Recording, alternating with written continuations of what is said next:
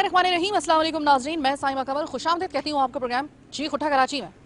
जनाब, ये जो बढ़ती हुई डकैतियाँ, चोरियाँ, राहज़नी की वारदातों में लोगों की जानों का जाना है और जिस तरीके से ये एकदम पूरे पाकिस्तान में कराची का नाम लेते के साथ ही दूसरा कराची का तारुफ ये बन गया है।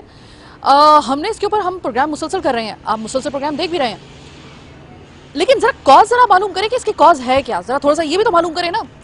तो मुझे याद पड़ता है कि कोई 2 साल से मुसलसल मैं जब ये प्रोग्राम कर रही हूँ, इससे पहले भी जब मैं प्रोग्राम कर रही होती थी, इस दौरान में जब मेरा किसी भी आला पुलिस ओहदेदार से मिलना होता था तो उनसे जब हम मालूम करते थे तो उनका ये कहना होता था कि बेरोज़गारी तो एक वजह है ही है, लेकिन सबसे बड़ी जो वजह है वो है कि ऐसे नशा करने वाले अफराद जब वो नशे के हाथों इतने बेबस हो जाते हैं, उनके पास अब करने के लिए कुछ और होता नहीं है, कोई जरिया मौश उनके पास ऐसा होता नहीं है। घर के बर्तन जब लगा देते हैं वो ठिकाने और उससे भी नशा हासिल करने के बाद जब कुछ नहीं बचता तो फिर वो पकड़ते हैं एक टीटी और एक अपने मनहनी वजूद के साथ आप निकल जाते हैं डकैतियां करने के लिए, लोगों को लूटने के लिए, स्नैचिंग की वारदातें करने के लिए।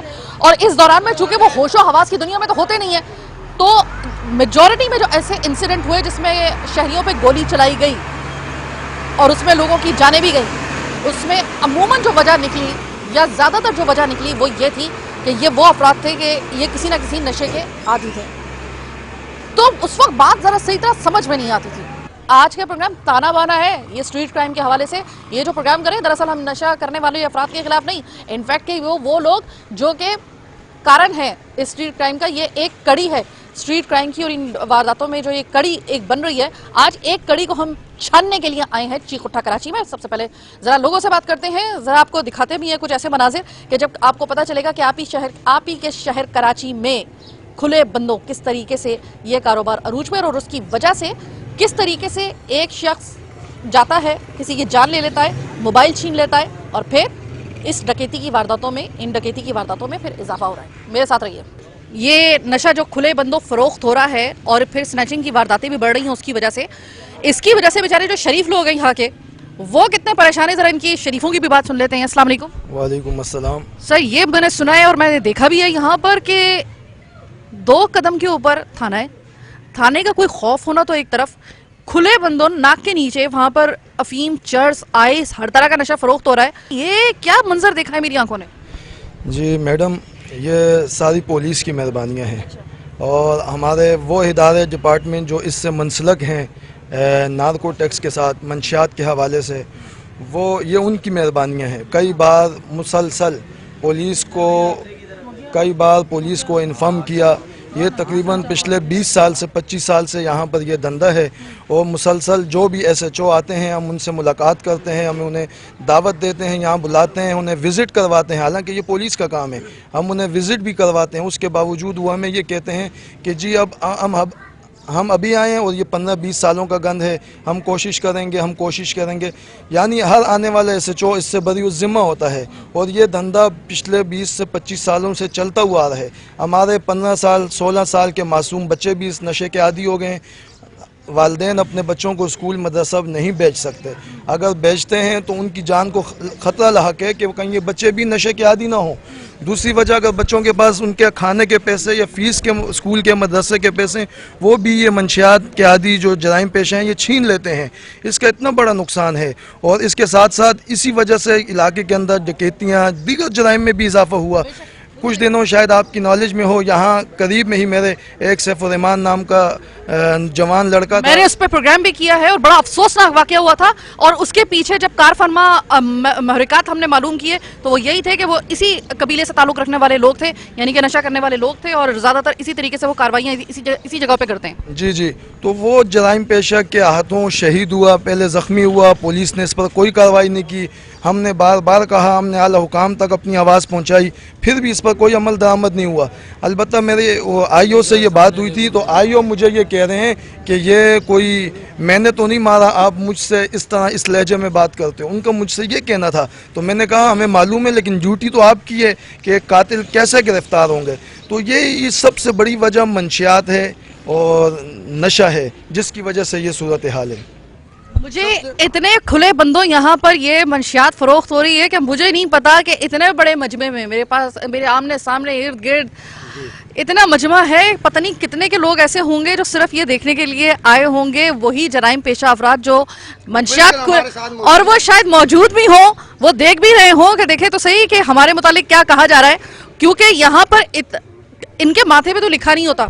लेकिन आप अगर इनको देखें, मैं जब आई थी इस इलाके में आपसे कुछ दिन पहले, मैं सैफुर रहमान जिसका भी जिक्र ये कर रहे थे कि जिसको डकैती के दौरान इस बिल्कुल घर के नीचे ही जो इसका ये घास का जो इसकी दुकान थी घास काटने की, वहां पर उसको बेदर्दी के साथ कत्ल कर दिया गया 22 साल के उस नौजवान को। जब मैं उसका प्रोग्राम करने के लिए आई तो जैसे ही मैं खैबर चौक से मैं आगे आई हूँ इस इलाके में फ़कीर कॉलोनी में आने के लिए, तो हर कुछ थोड़ी फासले के ऊपर ऐसा लगता था कि जैसे कोई मुफ्त में चीज़ बट रही है, रश लगा हुआ। और तो पहले तो मुझे समझ में नहीं आई, मैं फ्रंट पे अपनी गाड़ी में बैठी होती हूँ, तो फ्रंट सीट पे मैंने कहा कि अपने ड्राइवर से मैंने पूछा कि ये क्या हो रहा है, क्योंकि वो भी इसी इलाके से खासी वाकफियत रखता था। तो उसने बताया ये खुले बंदों ये चर्स अफीम नशा फरोख्त हो रहा है। और यकीन करें कि जो फरोख्त करने वाला था, मैंने बगौर उसका जायजा लिया उसके चेहरे के फेस एक्सप्रेशंस का, मैं कसम खा के कहती हूँ कि उसके चेहरे पे इतनी सी भी कोई टेंशन और शर्मिंदगी नहीं थी।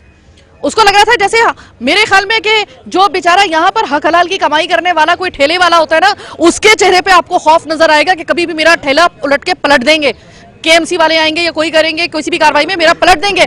उसके चेहरे पे कोई खौफ नहीं था, उसके चेहरे के ऊपर किसी किस्म का कोई रिग्रेट नहीं था। जी जी भाई, ये मुझे बताएं कि आपके पूरे इस इलाके के अंदर हमने सर्वे किया है, हर गली के अंदर कोई ना कोई ऐसा पॉइंट है, हर गली के अंदर कोई ना कोई इस तरह शख्स बैठा हुआ है।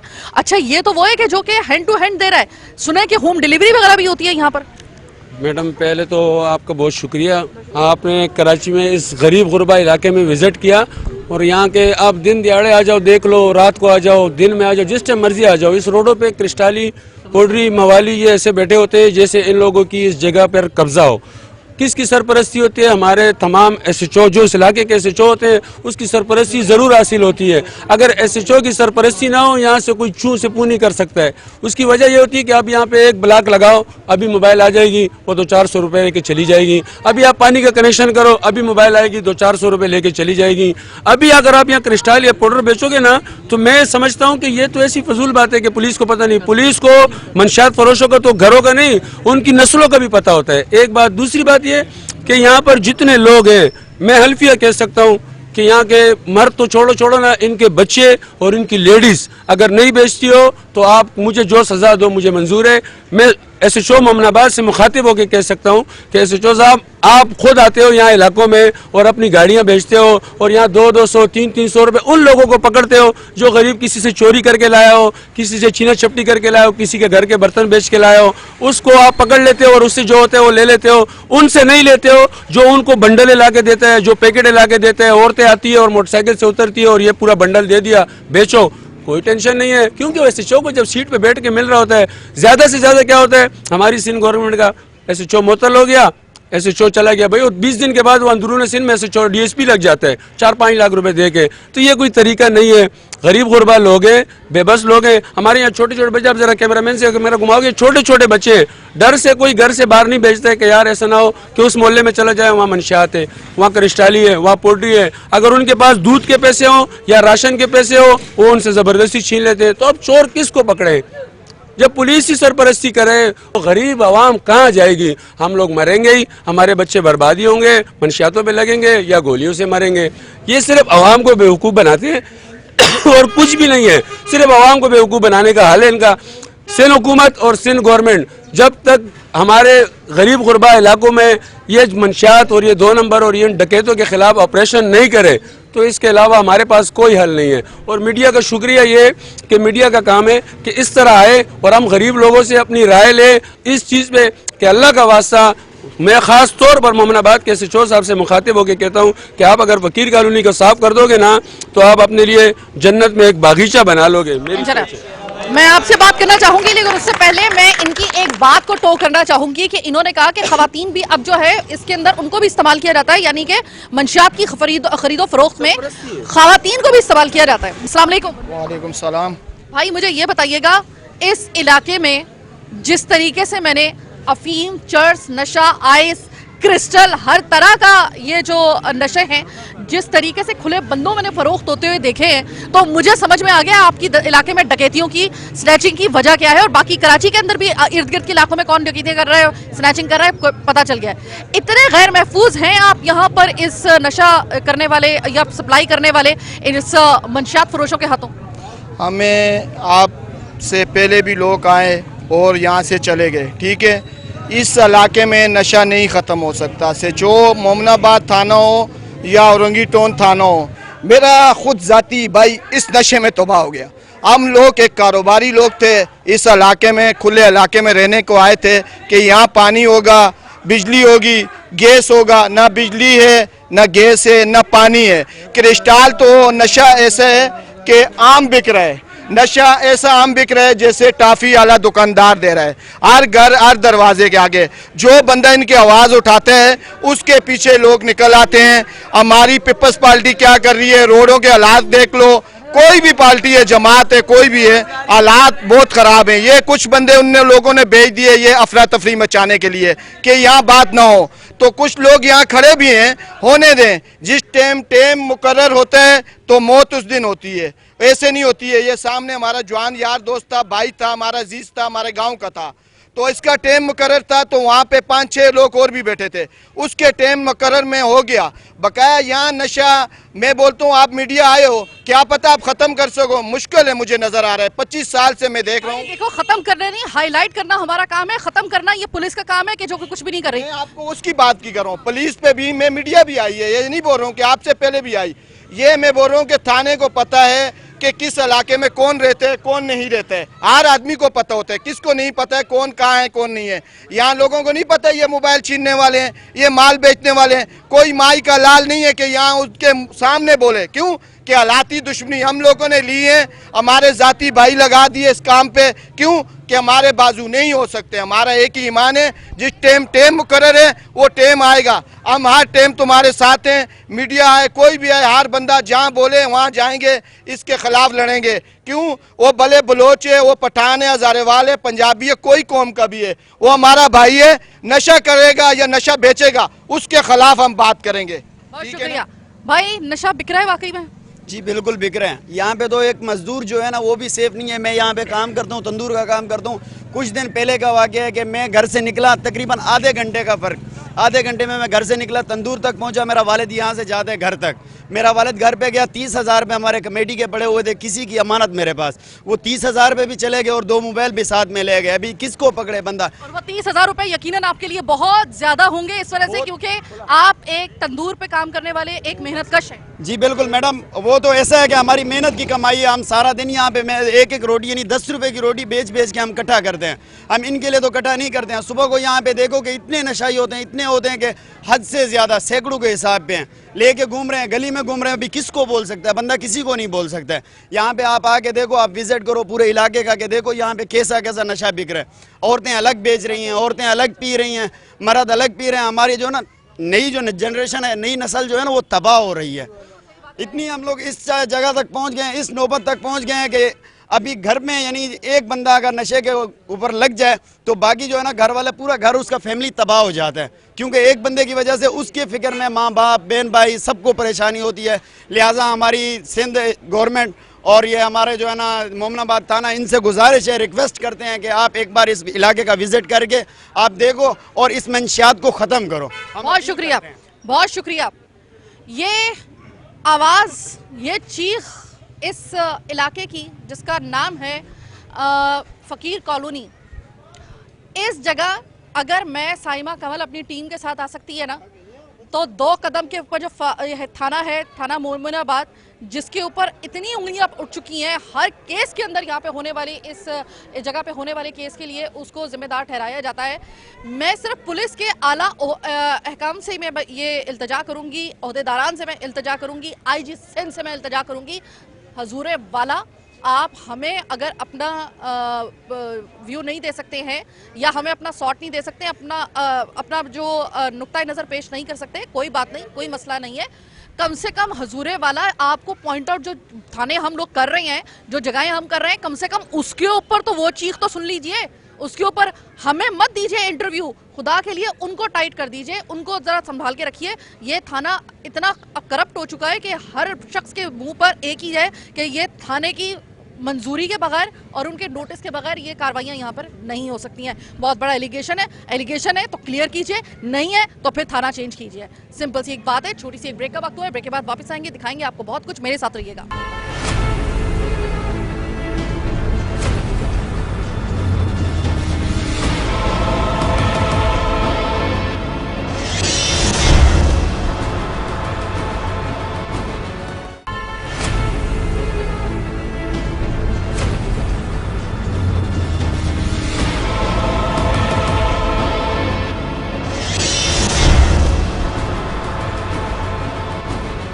इस वक्त आप ये देख रहे हैं कि यहाँ पर लाइन से लोग बैठे हुए हैं, आराम से ये कौम के लाल बेहाल हालत में आपको नजर आ रहा है। और यहाँ पर हर जो वो शख्स जो नशा करने वाला है, नशा सप्लाई करने वाला है, आपको इन्हीं गलियों के अंदर मिलेगा। खुले बंदों आपको यहाँ पर इससे ज्यादा हम क्या दिखाएं? भाई बड़ा गुस्से में नजर आ रहे हो। ये गुस्से में इसीलिए नज़र आ रहे हैं कि मीडिया यहाँ पे आई है, मीडिया इनको शूट कर रही है, इनको दिखा रही है, इनके कारनामे दिखा रही है, तो इसीलिए ये लोग शोर करने के बोल रहे हैं कि भाई यहाँ से उठो, यहाँ से चले जाओ, यहाँ पे ये मीडिया आई हुई है, हमारे को दिखा रहे हैं, हमारे को बदनाम इनको क्या करें, ये खुद बदनाम हुए हैं। इन लोगों ने किसी को किसी काबिल नहीं छोड़ा। यहाँ पे घरों से मोबाइल ले जाते हैं, हर चीज़ ले जाते हैं। यहाँ पे कोई अपने घर पे महफूज नहीं है। मनशायद यहाँ पे बिक रही है, इलाके वाले सब परेशान है, सारे इलाके वाले सब परेशान है। यहाँ पे हम खुद परेशान हैं। आपके सामने वारदात की कार्रवाई, आपके सामने वारदातें भी हो रही हैं, डकैतियाँ भी हो रही हैं, चोरी भी हो रही है, मनशायत भी फरोश हो रहा है, हर चीज़ यहाँ पे बिक रही है, सरेआम बिक रही है, कोई कुछ बोलने वाला नहीं है। यहाँ पे कोई भी रिहायशी सुकून से अपने घर में नहीं सोता है रात को। क्यों? या तो इन क्रिस्टालियों का डर होता है कि क्रिस्टाली घरों से सामान ले जाते हैं, मोबाइल ले जाते हैं, पैसा ले जाते हैं। यहाँ पे हर चीज़ की परेशानी है। यहाँ पे कोई सहूलत कुछ भी नहीं है। हमारे साथ कोई यहाँ पे सहूलत नहीं कर रहा है, कोई भी कुछ नहीं कर रहा है। बस यहाँ पे अपना पुलिस का तो नाम ही नहीं। आपके सामने आप कितनी टाइम से यहाँ पे गैर कानून के एक कानून तो वैसे ही खैर पूरे पाकिस्तान में ही बड़ी मुश्किल से आपको नजर आएगा, लेकिन बिलखुसूस कराची में तो आपको बिल्कुल ही नजर नहीं आएगा। और कराची के भी कुछ इलाकों में, जैसे कि आपका ये इलाका है, थाना मोमिनाबाद लगता है, इस इलाके का तो सुना है कि कोई कानून नाम की कोई चिड़िया फटक के भी गलती से यहाँ पे नहीं आती है। बगैर कानून के इस इलाके को कैसे चलाया जा रहा है? कोई लेडीज अपने घर से महफूज नहीं निकल सकती, कोई बच्चा अपने घर से महफूज नहीं निकल सकते। यहाँ पे बस नशे के आदी लोग हैं। यहाँ पे जो है ना, बस आते हैं, बस तमाशा है, यहाँ पे तमाशा करते हैं, लोगों को परेशान करते हैं। बच्चे निकलते हैं तो उनके पैसे छीने चले जाते हैं, पैसे छीन के ले जाते हैं नशों के लिए, अपने नशों के लिए। बाकी जो है यहाँ पे कोई सहूलत नहीं है जी। पीछे से मुसलसल मेरी शान में गुस्ताखियां हो रही हैं, मेरी टीम की शान में गुस्ताखी हो रही है। और बेचारे ये जो लोग हमें लेकर आए हैं यहाँ पर, जिनकी मदद से हम यहाँ पर आए हैं, उनको गालियों से नवाजा जा रहा है इस वजह से क्योंकि हमने इनको फोकस कर लिया है, हमने इनको दिखा दिया है। अब वो मुगलजात बकते हुए यहाँ पे जा रहे हैं, लेकिन माइंड करने की बात इस वजह से नहीं, वो अपने हवासों में नहीं है। इसी बदहवासी में और अपने हवास में ना होने की वजह से फिर ये किसी की जान भी ले लेते हैं। डकैती के दौरान में, स्नैचिंग के दौरान में गोली भी चल जाती है इनके हाथ से, और फिर कोई बंदा मर भी जाता है। और बाद में इनको जब होश आया तो फिर क्या आया? ये आपकी नाक के नीचे, आपकी नजरों के सामने, इसी फिजा के अंदर, कराची की इसी फिजा के अंदर ये कार्रवाइयां यहाँ पे हो रही हैं। नशा बिक रहा है, नशा फरोख्त हो रहा है, नशा करने वाले अजाब बन चुके हैं पूरे कराची के अंदर।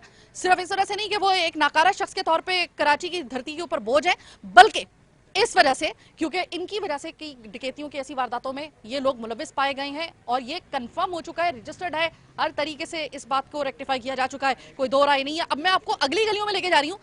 ये सिर्फ एक गली की हालत थोड़ी है, मैं आपको अगली गलियों में भी लेके जा रही हूँ, इसी जगह पर जहां पर मैं साइमा कंवल तो आ सकती हूँ, मैं अपनी मीडिया की टीम के साथ तो आ सकती हूँ, लेकिन 2 कदम के ऊपर जो थाना मोमिनाबाद है ना, उसके एसएचओ साहब नहीं आ सकते यहाँ पर। और आते तो सिर्फ सर पे हाथ रखने के लिए आते हैं, इन लोगों के, आम लोगों के लिए।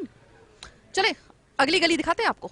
नाज़रीन, अब मैं आपको जिस जगह पे लेकर आई हूँ, बताने की ज़रूरत नहीं है आपको, मेरे एकम में पूरा कराची नज़र आ रहा होगा। यानी मैं इस वक्त आपको मेरी हालत से भी, जो मेरा सांस का हाल हो रहा है, इससे देखकर आपको अंदाज़ा हो रहा होगा। मैं जानती हूँ, मेरा अल्लाह जानता है और मेरी टीम जानते हैं हम किस तरीके से ऊपर आए आज। क्योंकि हमें ये गढ़ दिखाना था, वो पॉइंट दिखाना था जहाँ से ये तमाम सप्लाई हो रही है। एक गढ़ हमने आज आपको एक्सपोज कर दिया है। ये पूरा कराची आपको नज़र आ रहा है, ऊपर से लेते हैं और यहाँ पे खरीदो फरोख्त का पूरा अड्डा है, और यहाँ नीचे आकर ये डकैतियाँ कर रहे होते हैं आपसे और हमसे। यहाँ के बारे में मशहूर है कि अगर आप अपनी नीचे मोटरसाइकिल खड़ी करेंगे पहाड़ी पे चढ़ने के लिए, जब आप वापस आएंगे आपको मोटरसाइकिल नहीं मिलेगी, या उसके ऊपर कोई भी आपका कोई सामान, इवन के हेलमेट तक करके पड़ा हुआ है, वो आपको वापस नहीं मिलेगा, क्योंकि वो चोरी हो चुका होगा। इसी वजह से हमने अपनी बड़ी गाड़ी नीचे खड़ी की और हमने लोगों को वहाँ पे खड़ा किया है, अपने को काबिल भरोसा अपने ड्राइवर्स को और बाकी लोगों को, ताकि हम इस शर से महफूज रह सकें। इस वक्त ये देखिए, ये वो छोटी छोटी झुग्गियाँ बना के यहाँ पे रह रहे हैं, छोटे छोटे मकान यहाँ पे बना के रह रहे हैं। ये जो आबादी का फैलाव है, हम कहते हैं कि कराची को यरगमाल बना दिया गया है, कराची पे कब्ज़ा हो चुका है। ये गलत नहीं है। अब जो कब्ज़ा करने वाले लोग हैं, उन्होंने देखे कि कब्ज़ा करते करते अब हमारी ज़िंदगियों पे भी कब्ज़ा करना शुरू कर दिया है। ये सिर्फ, मैं बार बार कह रही हूँ, ये सिर्फ मंशियात का मामला नहीं है। ये मंशियात फ़रोख्त करने का, मंशियात करने का, एक नाकारा शख्स, एक आम इंसान से नाकारा शख्स बनने का मामला नहीं है। अब ये बात आ गई हमारी और आपकी जानों पर, मालों पर।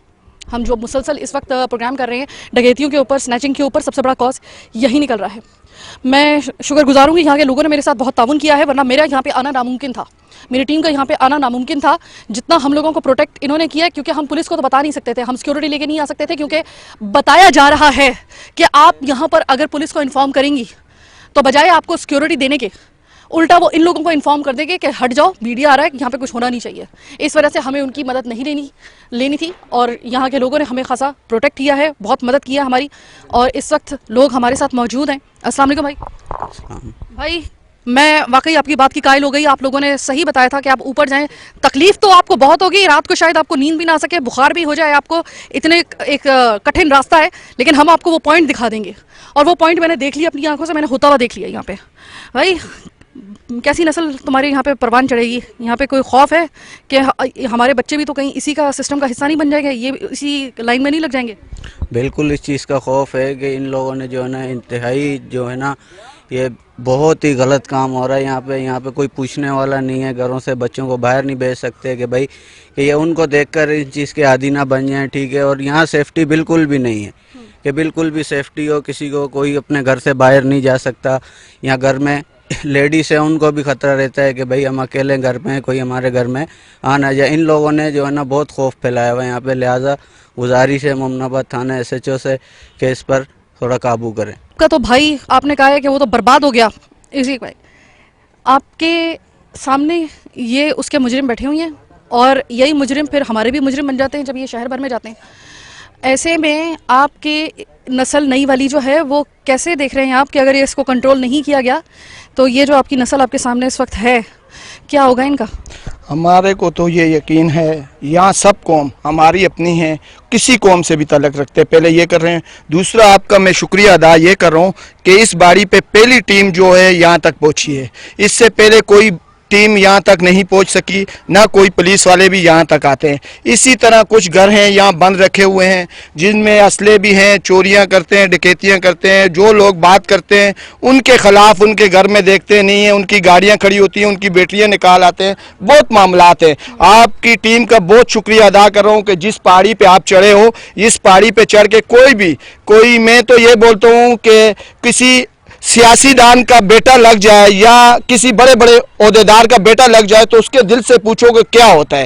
एक लोग बोलते हैं ना कि थाना सिचो का बेटा लग जाए, उससे मैं पूछूंगा कि तुम्हारे घर में आग कैसे जल रही है। ये तो हमारे पे आग चल रही है, हमें पता है। हम 8 दफ़ा इसी तरह लड़े, परेशानियां हासिल की, और हमें पता लगा, हमें भी बहुत लोगों ने कोशिश की। हम बच्चे सिगरेटों में पिलाने पे बहुत इस तरह करके, फिर उसी के डैग फिर हमारे को किसी की गाड़ी छीननी है, ये बंदा बड़ा आवाज़ उठा रहा है, इसके बारे में क्या करना है। ये लोग बातें, ये जो माल बेचने वाले हैं नामी ग्रामी, वो पिस्टलें निकाल देते हैं, गन पॉइंट कर देते हैं, घरों पे आके फेरिंगे कर देते हैं, चले जाते हैं। पता है लोगों को कौन लोग हैं। हम लोग उनका तब मुकाबला नहीं कर सकते, हम एक कारोबारी लोग हैं। हम उनके आम सामने खड़े भी हुए। आज जिस बाड़ी पे आप आई हमारी बहना, मीडिया की तरफ से हम शुक्रिया अदा करते हैं कि अल्लाह जानते यहाँ कोई भी नहीं आ सकते।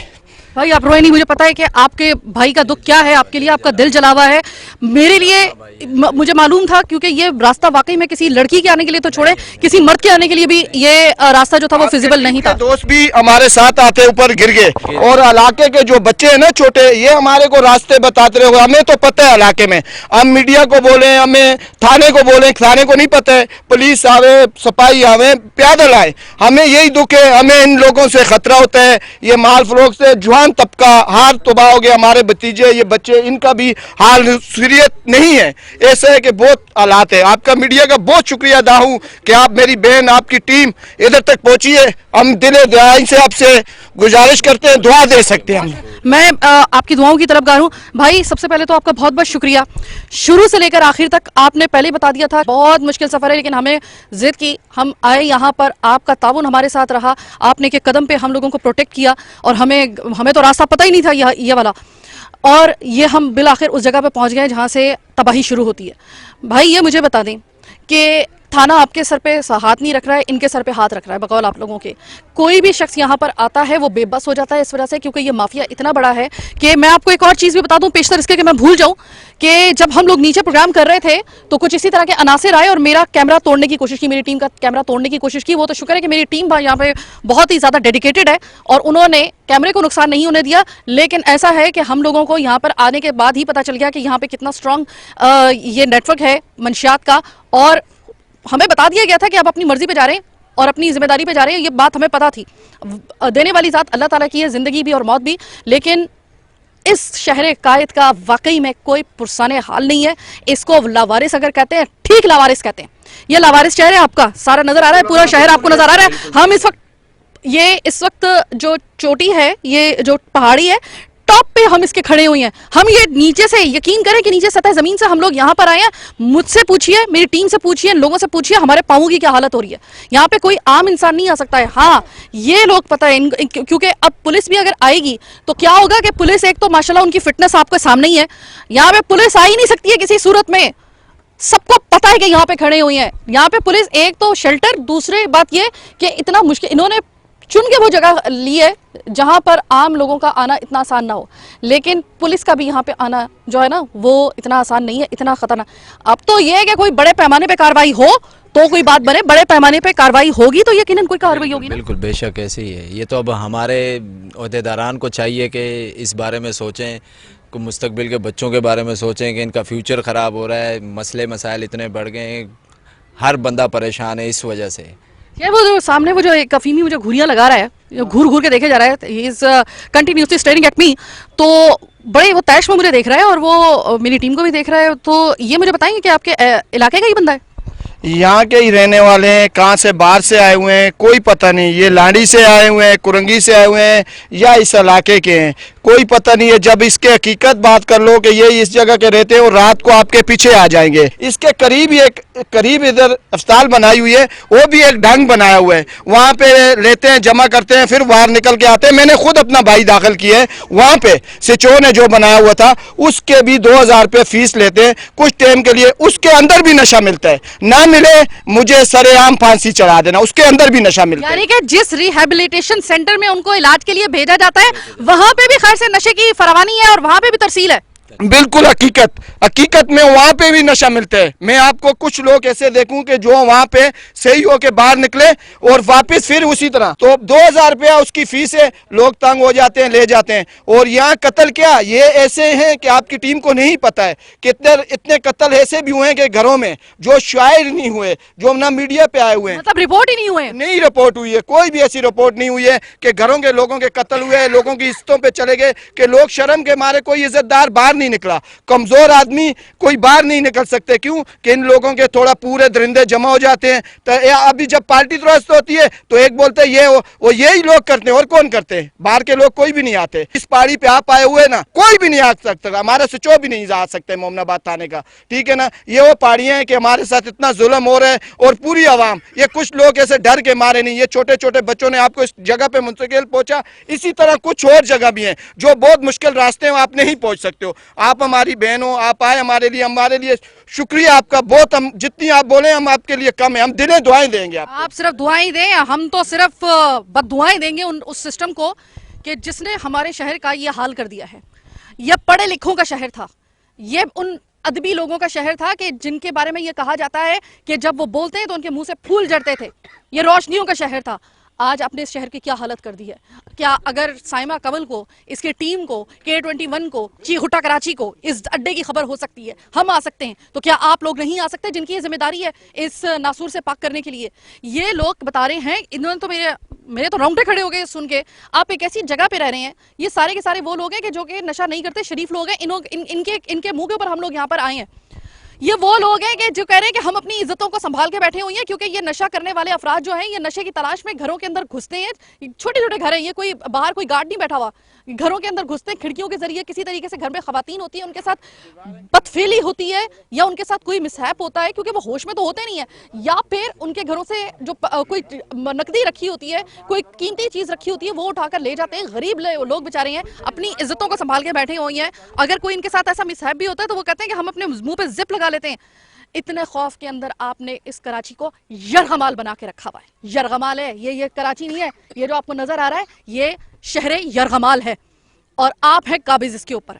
मैं इस वक्त इस प्रोग्राम के मुझे आज अफसोस इस बात के ऊपर हो रहा है, मुझे माफ़ कर दीजिएगा अगर मेरे अल्फाज के चुनाव में अगर मैं थोड़ा सा बद एहतियाती कर जाऊं तो मुझे माफ़ कर दीजिएगा। मैं पेश की माफ़ी मांग रही हूं आपसे कि पता नहीं इस शहर कायद के नसीब में आप लोगों ने क्या लिखा हुआ है। नसीब अल्लाह लिखता है, नीचे वाले जो नाखुदा हैं उन्होंने पता नहीं क्या इसको कराची के लिए लिखा हुआ है कि इस कराची की अगर नीचे आबादी देखें ना, ये सारे के सारे वो लोग हैं जो गरीब लोग हैं।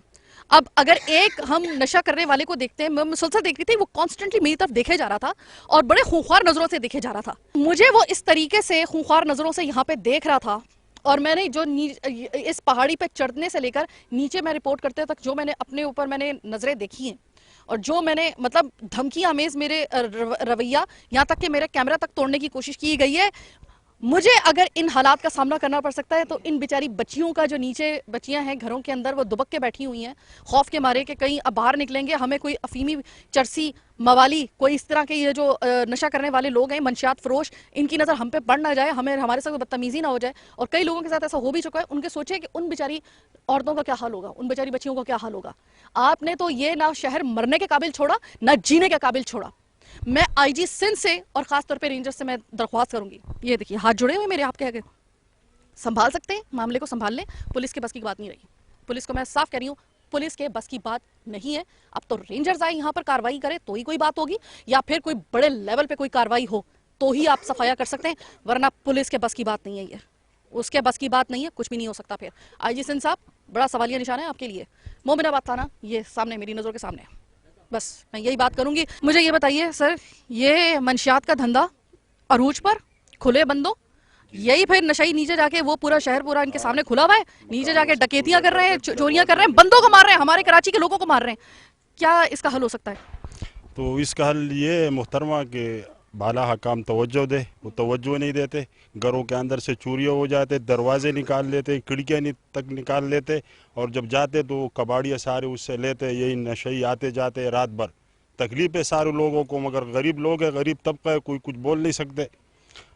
6-7 दफ़ा ये जगह झोपड़े हम लोगों ने जलाए, फिर ये लोग आके आबाद हो जाते हैं। तो कहने का मकसद ये है कि कौन लोग है इसके पीछे, उसको सामने लाया जाए। पुलिस तो कोई कुछ बोलते नहीं है। ये मस्जिद का अल्लाह का घर है, उससे जो है ना वो पंखे उतार दिए इन चोरों ने। कुरान के जो डेस्क है प्लास्टिक के वो ले गए, पानी के मोटरें ले गए। ये शाही मस्जिद, आयशा मस्जिद, और इस मकान से जो है ना दरवाजे तक निकाला। तो हम किसके पास जाए, कोई सुनने वाले ही नहीं। बड़ा ताकतवर आज एक नेटवर्क पे हाथ डाला है, अल्लाह खैर करे। बस अल्लाह ताला हमें बस सही सलामत हमें तो ऑफिस तक पहुंचा दे, लेकिन हम तो चले जाएंगे यहाँ से, हमें तो कोई ना कोई सिक्योर कर लेगा इंशाल्लाह ताला। ये जो बेचारे बैठे हुए हैं ना इनकी नाक की सीध में, इनके बिल्कुल बेअमान होकर, अब मुझे बता दें कि इनका क्या होगा। ये तो दिन रात इधर ही है ना, ये भी इनके सर पे मुसल्लत हैं, इनका क्या होगा। चीख उठा कराची में, बस मेरे में इतनी हिम्मत थी, यही मैं आपको दिखा सकती थी। और ये बशर्ते ज़िंदगी और सेहत, मैं हर उस आबादी में, कच्ची आबादी में अब जाऊँगी इंशाल्लाह ताला। चीख उठा कराची में आज के लिए बस इतना ही। हमें अपनी दुआ में याद रखिएगा। अल्लाह ने के बाद।